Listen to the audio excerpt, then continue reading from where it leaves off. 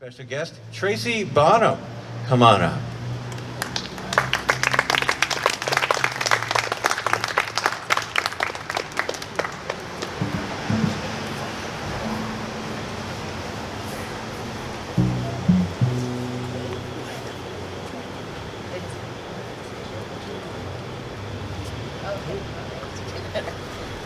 I'll be singing a song called Wayfaring Stranger.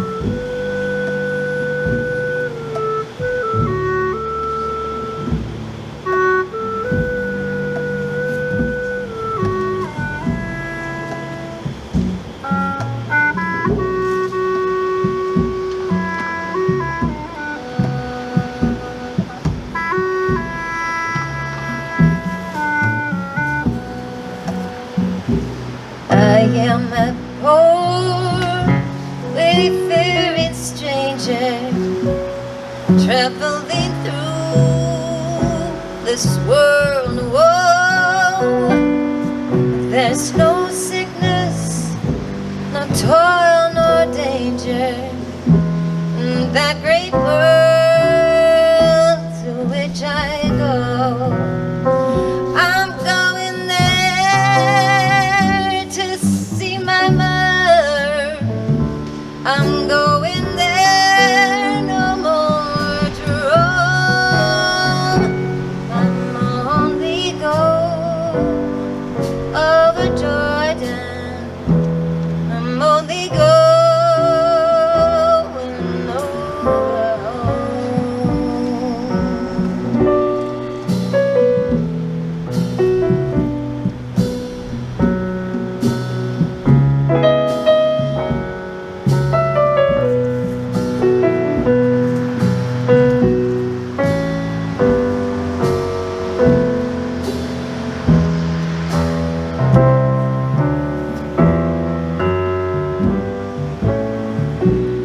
I know dark clouds will gather round me. I know my path is rough and steep. Still glorious fields lay out before me, where weary eyes no longer weep. I'm going there to see my mother.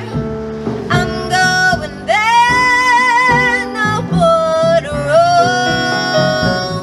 I'm only going over Jordan. I'm only going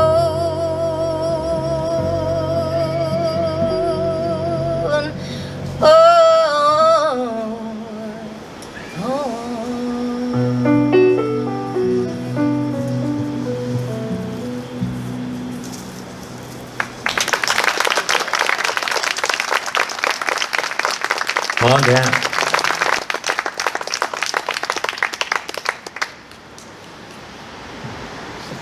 Thanks, Mike. This is going to go from the sublime to the ridiculous. I mean, everybody that writes poems, stories, songs knows that they come from strange confluences. This one grew out of, watching music on YouTube, and then they come up with the ads, making you wait to finish the song. And there was one about digestive aids, and it revealed that the average person passes gas between 14 and 26 times a day. I felt proud to know that I'm above average in something. And the other part is, I was reading, as I periodically do, J.D. Salinger's The Catcher in the Rye, always trying to crack the code of what's the magic in that book. And there's a character in there and a scene that I referenced briefly in this short tale. It's called Edgar Marsala Rules. Thirsty Thursday, and the pub was packed. It was college night, and a couple of guys, a fiddle and a squeeze box, were playing Irish music, sounding halfway good over the 80 decibel whir of blenders crunching the hell out of ice for margaritas. Max was making do with shots of Jack chased by PBR, the barmaid taking it out of the dwindling change from his 50. The semester was over, and that afternoon, he had failed the final for his American Lit survey course. The exam had asked all the wrong questions. Knocking back another shot, he set out for the John, doing the bump with strangers as he made his way. As he hipped into a urinal, he was greeted by a string of firecracker farts coming from the lone toilet stall.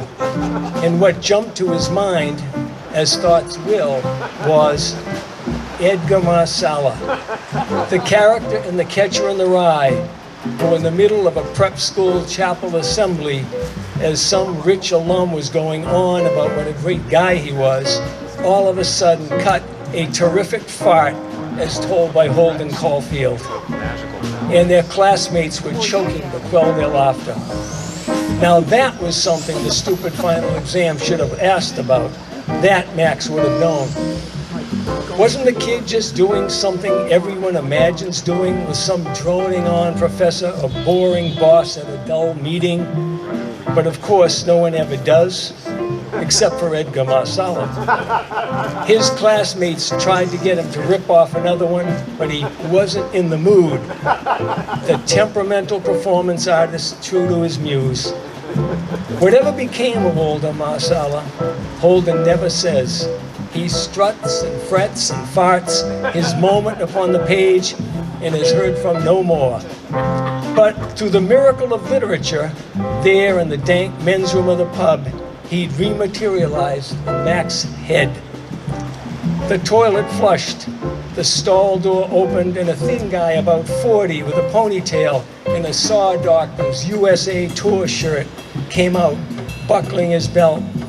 Still at the urinal, Max's impulse was to turn and somehow acknowledge the guys having ignited Max's thoughts. Hey dude, I've got to tell you. Max didn't, of course. The guy spent a half second washing his hands, dried them in the F-16 afterburner mounted by the sink, and out he went, leaving Max with hearing loss. But who needed ears? All at once, his Jack and beer-sparked brain was going full gallop, ripping on old rip-off a ripe one, Edgar Marsala, whose bloodline probably ran way back to the Roman Emperor Flatus and the methane of Cawdor. Edgar Marsala, the guy who took a thought and made it action. There ought to be a prize in his honor, a monument to his fanny fair for the common man. A low-tide symphony in E-flat Julant major. A rope trumpeter blowing solo, no silent but deadly, blame it on the dog squeaker, no, a regular foghorn, a 5 on the Richter scale, endorsed by the International Brother and Sisterhood of Cheese Cutters. Max found himself improvising on the opening of John Steinbeck's Cannery Row, which the final exam hadn't asked about either.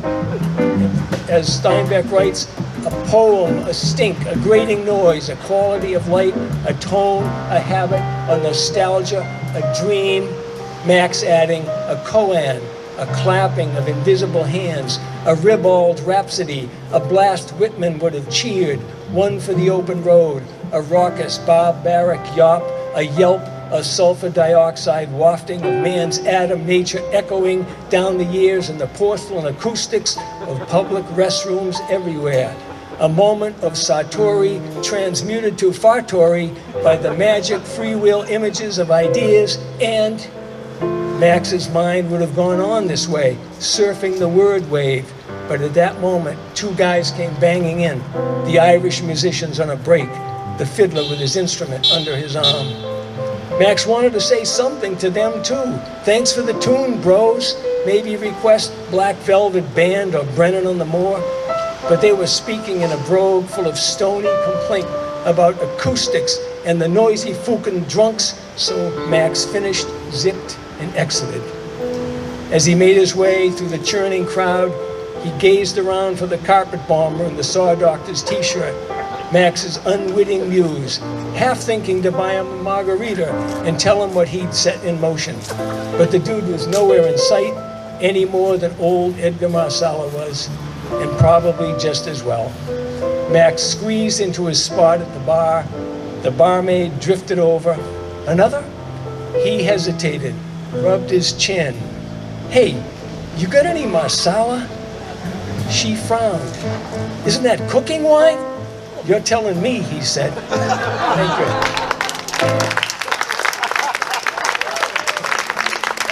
Writer extraordinaire David Daniel, ladies and gentlemen. Reading that piece at the Amram Jam took scat singing to a whole nother level. You know what I'm saying? Good stuff. Next up, we have member of Lowell Celebrates Kerouac. He's around here somewhere. The one and only Dan Bacon. Come on down.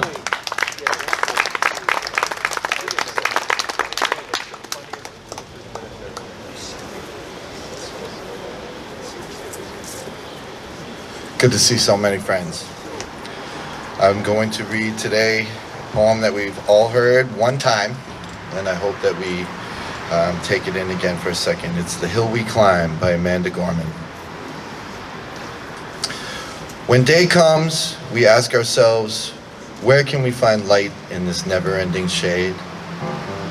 The loss we carry, a sea we must wade. We've braved the belly of the beast. We've learned that quiet isn't always peace, and the norms and notions of what just isn't always justice. And yet the dawn is ours before we knew it. Somehow we do it.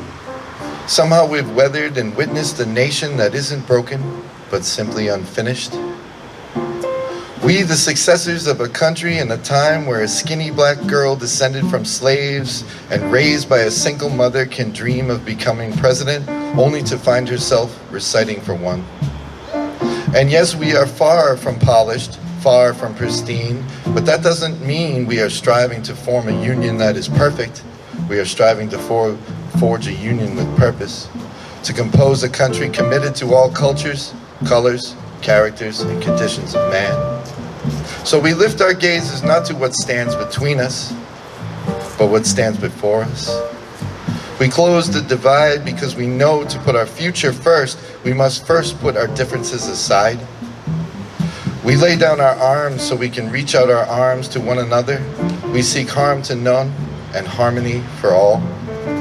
Let the globe, if nothing else, say this is true, that even as we grieved, we grew. Even as we hurt, we hoped. That even as we tired, we tried. That we'll forever be tied together victorious, not because we'll never again know defeat, but because we'll never again sow division. Scripture tells us to envision that everyone shall sit under their own vine and fig tree, and no one should make them afraid. If we're to live up to our own time, then victory won't lie in the blade, but in all the bridges we've made.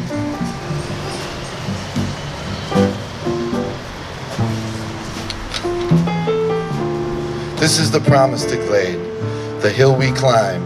If only we dare it, because being American is more than a pride we inherit. It's the past we step into and how we repair it. We've seen a force that would shatter our nation rather than share it, that would destroy our country if it meant delaying democracy, and this effort very nearly succeeded. But while democracy can periodically be delayed, it can never be permanently defeated. In this truth, in this faith we trust, for while we have our eyes on the future, history has its eyes on us. This is the era of just redemption. We feared in its inception. We did not feel prepared to be heirs of such a terrifying hour, but within it, we found the power to author a new chapter, to offer hope and laughter to ourselves. So while once we asked how we could possibly prevail over catastrophe, now we assert how catastrophe possibly prevail over us. We will not march back to what was, but move to what shall be, a country that is bruised but whole, benevolent but bold, Fierce and free, we will not be turned around or interrupted by intimidation, because we know our inaction and inertia will be the inheritance of the next generation. Our blunders become their burden. But one thing is certain, if we merge mercy with might and might with right, then love becomes our legacy and changes our children's birthright. So let us leave behind a country better than the one we were left. With every breath from my bronze-pounded chest, we will raise this wounded world into a wondrous one. We will rise from the golden hills of the west. We will rise from the windswept northeast of our forefathers' first realized revolution. We will rise from the lake-rimmed cities of the Midwestern states. We will rise from the sun-baked south. We will rebuild, reconcile, and recover in every known nook of our nation, in every corner called our country. Our people, diverse and beautiful, will emerge battered and beautiful. When the day comes, we step out of the shade of flame, and unafraid, the new dawn blooms as we free it. For there is always light if we're only brave enough to see it, if we're brave enough to be it. Thank you.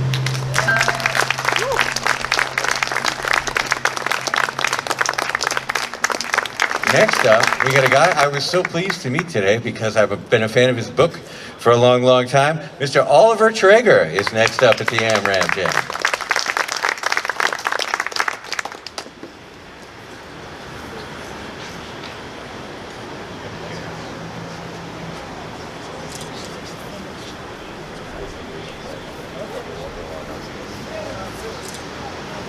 Anybody here fans of Lord Buckley? That's good. That's half the battle. Welcome to High Mass. Well, they call this here cat the Hip Gan. That's what they called him, the beautiful, swinging, gorgeous, crazy Hip Gan. Because he wailed India, he gassed India, he swung India, he grooved India. Now I'm going to tell you why. See, India was bugged with that lion. Seemed like every time India get a little bit of extra scoff in the cupboard, womp chomp, boom, here come that lion, swoop the scene. Left the poor Indian standing there scoffless. Bugged him to death. Bugged him to death. That was before the Hip Gan blew in on the scene, you see. And the day that the Hip Gan blew in on the scene seemed to be the lion's great big swinging mad mother of a day, because baby, that lion, he was into that scoffing patch up to his shoulders, scoffing up an insane breeze.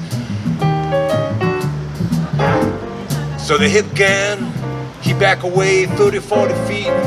He spread his arms out, cool wise. He take a great big, long Indian broad jump with a Japanese zap-a-dap and ball on that lion's tail so hard that the lion swooped the scene and left the poor Indian standing there scoffless. Well, naturally, in return, they want to gas him back. So they called upon Mr. Rabidi, the chief Indian Padrillo, to send out notes to all the Indian musicians, to the dong-dong players, to the bing-bing players, and the bop-a-bop bass players, and the ring-along, ding-along bomb heads. Come on in. We're gonna blow a giant jam session for the gang. And here they come. Here come all the Indian musicians into a giant convocation style hall as far as the eye could see. And when they were all there, Mr. Rapidi, the chief Indian Padrillo, he say, boys, you know what to blow when the saint come marching in. They say, groove it. And here they come. Here come the gang with the 19 chicks, 14 nanny goats, and 2 spinning wheels. Great love lights beaming through his eyes, 'cause he got that nice clean white Dow on. And they swing him in and they sit him down on some great big sofa-like pillow, silken that is. Stash away the natty goats, the chicks all cuddle, and the band begin to blow.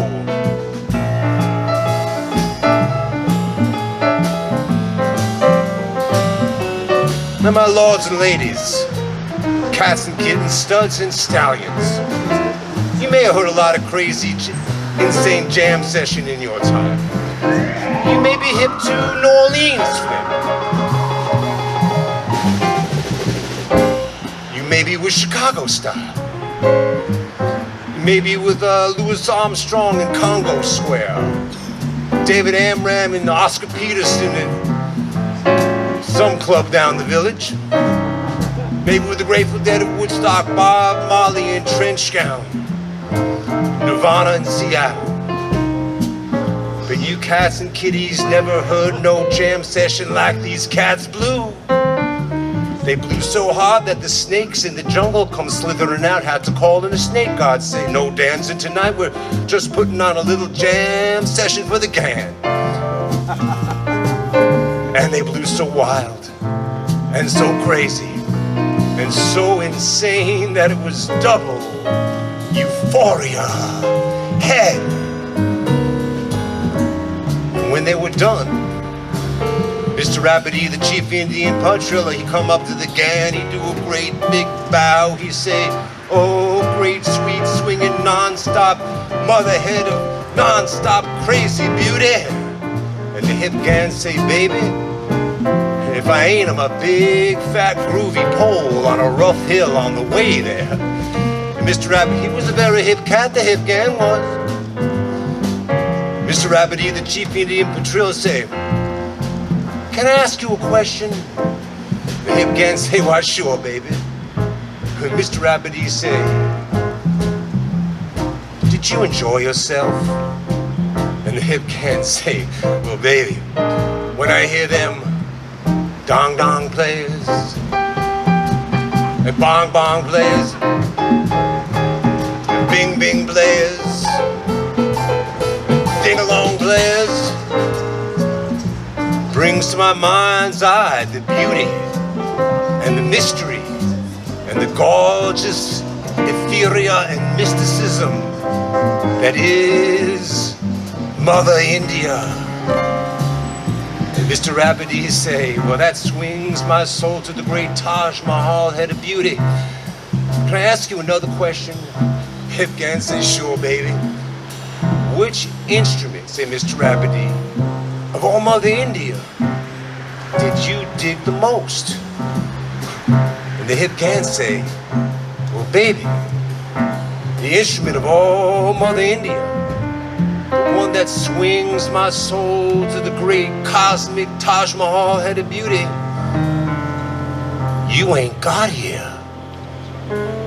Mr. Rapidy, see what you mean? I got the dong dong players, and the bong bong players, and the bing bing players, and the ding ding players, and the one you tell me you dig the most I ain't got.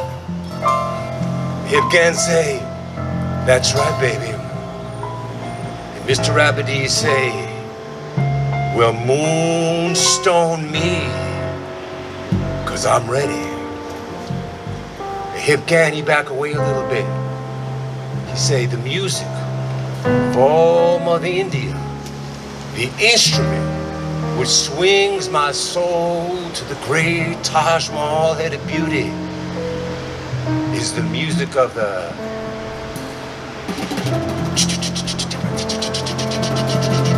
put a patch on the cat's pants, swing a coat on grandma, put up a little circus money, put a little bit of muscatel on the table.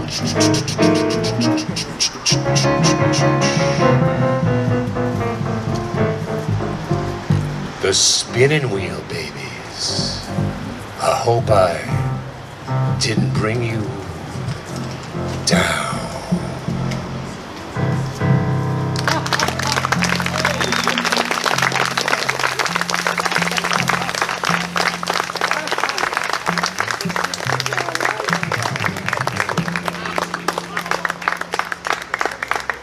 Oliver Traeger, ladies and gentlemen.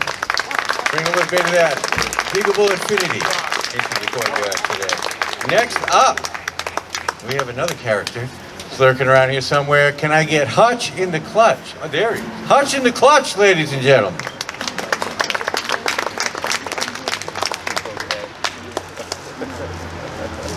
Thank you, Mike Wireless. Thank you, boys and girls, ladies and gentlemen, and aliens.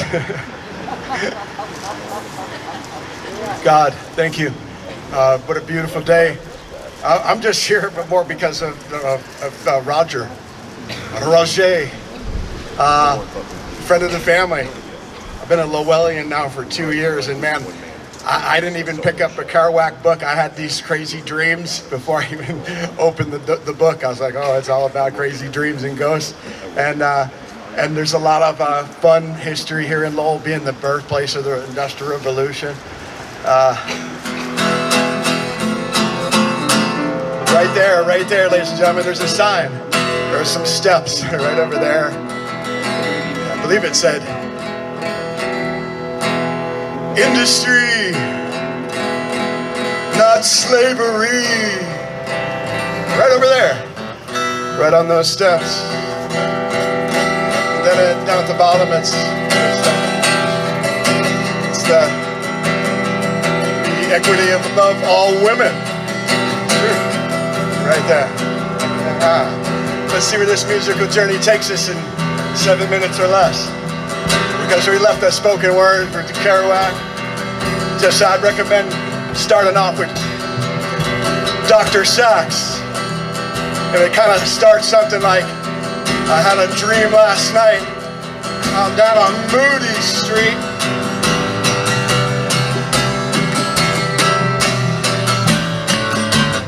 Down on Moody Street. I had these crazy dreams. That's where it's in there. This crazy guy named Joe Ploop. Oh, man. He's like Mr. Scrooge. By the way, Merry Christmas to you, everyone, early. Thank you. This one's for you, Roger. Top in the woods, there's Dr. Sachs. I used to buy my records at the record lane, and I listened to that wax. Oh, man. Yeah. You know, when he's burning the wax, burning the candle, burning the midnight oil, staying up hours on end. Oh, it seems like those ghosts are your only friend. Oh. You just make it up as you go along, right? Isn't life just that same old song? They're all singing it. And thanks for David here and all the musicians bringing it, and everybody before us, everybody that's been here. Oh, thank you, Roger, for getting that part. But you know, it's only open till 7. It's closed after dark.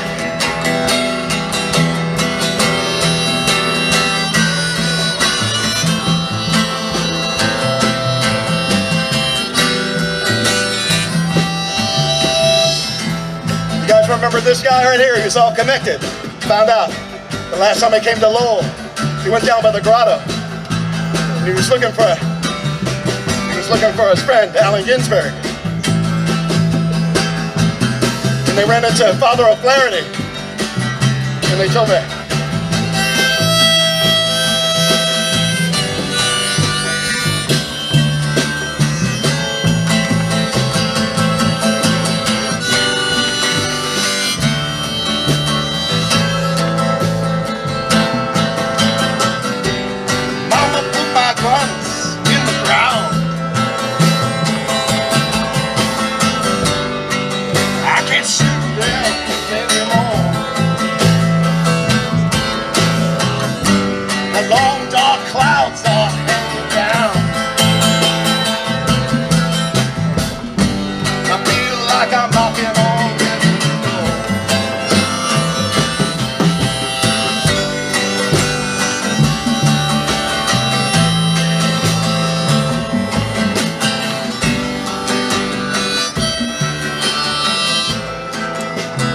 take it down real low for Roger.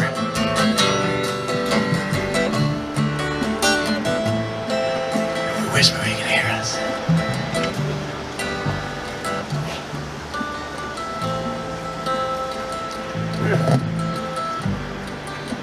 It's in the wood, Dr. Sachs. It's a good place to start.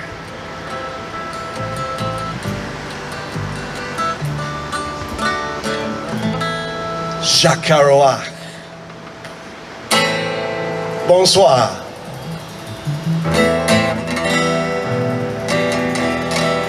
Je t'aime, je t'aime. Bonsoir, Mémé. Bonsoir, Pépé.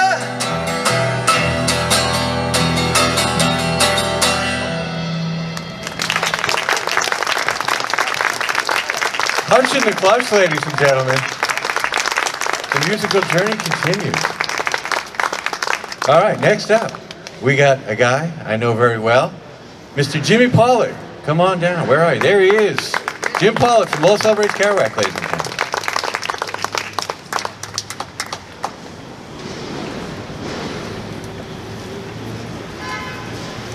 Topic change. Baseball. This is from a journal entry of Jack's in 1948. Then I went to the ball game with Tony, exhilarated, because I am mad about big league baseball. Jack was mad about baseball. Played it in his backyard by himself, watched it on the road, wrote about it in his journals, wrote about it in magazines. So we'll start, Hutch, from Dr. Sachs. And there's me, playing my baseball game in the mud of the yard. Draw a circle with a rock in the middle for third base, shortstop, second base, first base, and all the outfield positions. And pitch the ball with a little selfward flick, a heavy ball bearing, and the bat is a nail. Whap! There's a grounder between the rock of third and shortstop. Base hit into left because it missed rolling through the circles. There's a fly ball to left. It plops down into the left field circle. He's out. I played this and hit such a long home run that it was inconceivable. Heretofore, the diamond I'd drawn in the ground in the game I was playing was synonymous with the regular distances and power values in baseball. But suddenly, I hit this incredible home run with the smaller the nail and drove the ball. Now it's spring. Blossoms in center field. DiMaggio's watching my apples grow. It goes sailing across an intervening stadium or yard into the veritable suburbs of the mythical city, locating the mythical ballpark in the yard of the Phoebe Street house where we used to live. It was lost in the bushes. I lost my ball. A sinister end of the world home run had been hit. I always thought there was something mysterious and shrouded and foreboding about this event, which put an end to my childish play. It made my eyes tired. Wake up now, Jack. Face the awful world of black without your airplane balloons in your hand. He watched it in Sandlot and on the road when he was in Denver. Down at 23rd and Welton, the great softball game was going on under floodlights, which partially eliminated the gas tank. What a cruel touch. Now it was nostalgia for the gas house kids. And a great eager crowd roared at every play. The strange young heroes of all kinds, white, colored, Mexican, Indian, were all on the field performing with utter seriousness. Most awful of all, they were just sandlot kids in uniform, while I had to go and be a professional type athlete of the highest variety in my college days. Never in my life had I ever been innocent enough to play ball this way before all the families and girls in the neighborhood at night under the lights near the gas tank where all the kids knew. It was the Denver night, here in the streets of the real Denver, and all I did was die. What had I gone and done with my life, shutting off all the doors to real, boyish, human joy like this? Quick historical note, Babe Ruth was raised in a Catholic orphanage. From Jack's Journals, Tuesday, August 17th, 1948. Babe Ruth died yesterday, and I asked myself, where is the foundling's father hidden? Where is Babe Ruth's father? Who was it who spawned this Bunyan? What man? Where? What thoughts did he have? Nobody knows. This is an American mystery. The foundling becomes the king, and the foundling's father is hidden. And there's greatness in America that this does always happen. Closing. From Escapade Magazine, 1959. Let there be joy in baseball again, like in the days when Babe Ruth chased an enemy sports writer down the streets of Boston and ended up getting drunk with him on the waterfront and came back the next day munching on hot dogs and boomed home runs to the glory of God.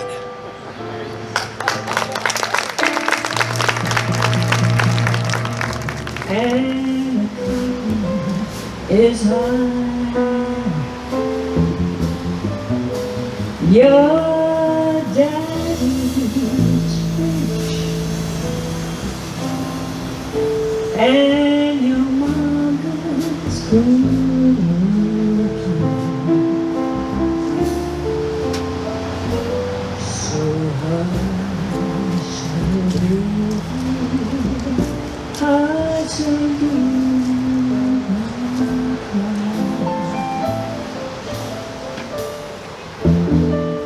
One of these mornings, you're gonna rise up and sing.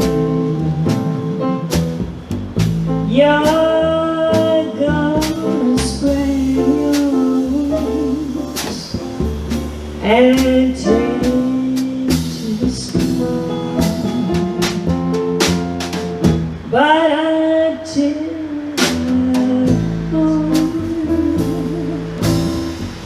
there ain't nothing can harm.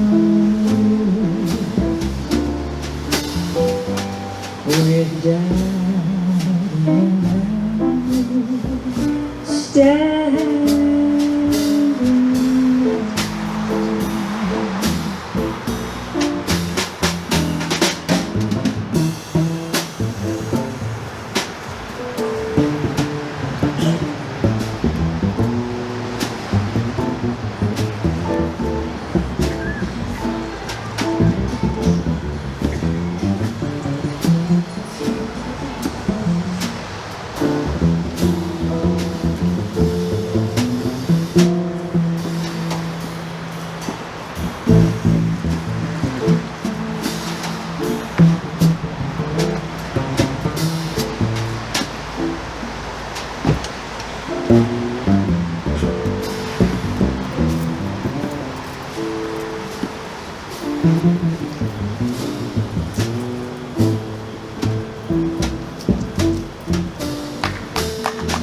One of these mornings, you're gonna rise up and sing. You're gonna spread those wings and take to the sky. But until that morning, there ain't nothing can be